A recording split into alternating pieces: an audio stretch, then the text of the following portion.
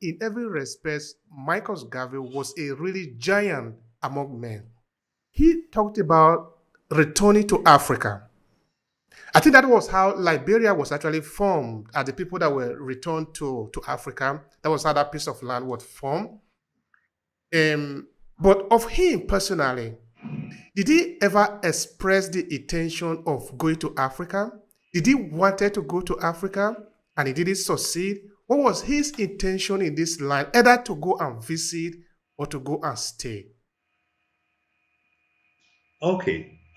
Marcus Garvey, while his intentions or his philosophy was quite clear, and while Marcus Garvey preached the idea through the Black Star Line, the BSL, of going back to Africa, I am not sure whether Marcus Garvey himself intended to relocate personally in Africa.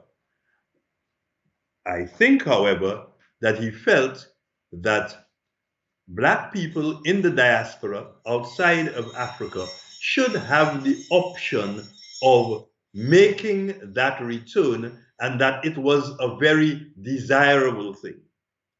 And so, from that standpoint, I think his movement was, in fact, quite a genuine movement. Now, even here in the Caribbean, there was a pushback.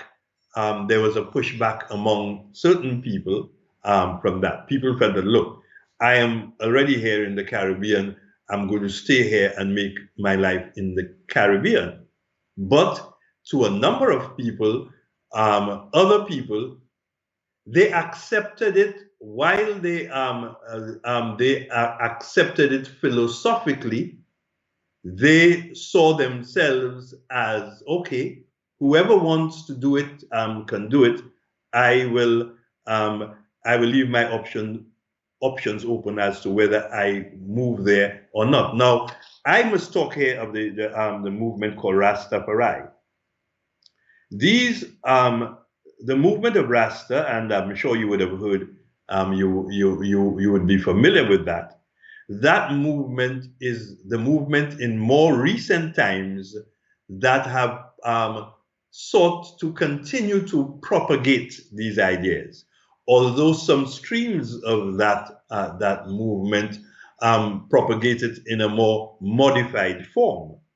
Um, a lot of times because people were being fed the idea, look, you're going back to Africa. Africa is divided. The majority of people on the African continent would not even want you to come back there, etc., etc. So people have had mixed feelings about it.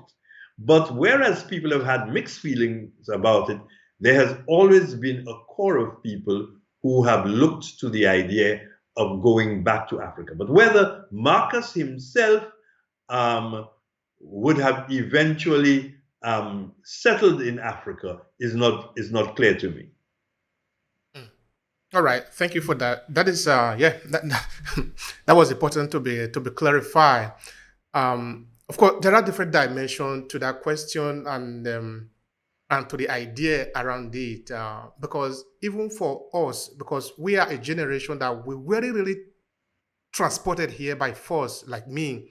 I came here to Italy in 2004, and I'm still here, not because the Italian government forced me to be here. They did not invite me. I came on my own.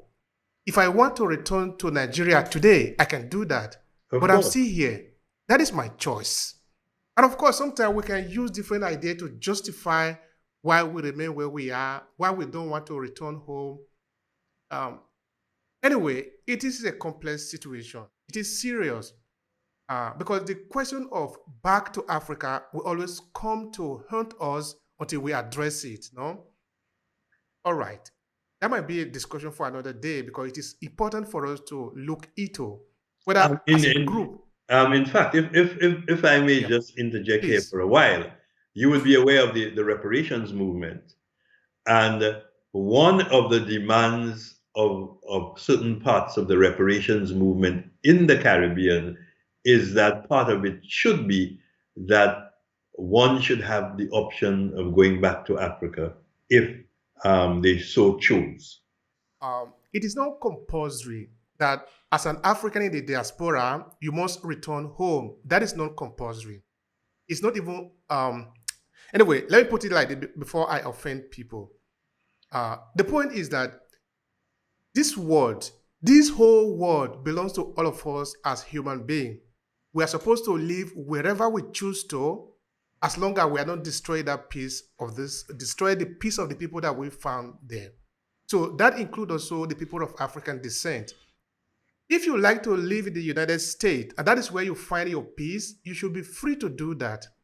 If you want to live in Germany or France or in Canada, you should be free to do it. It is your choice.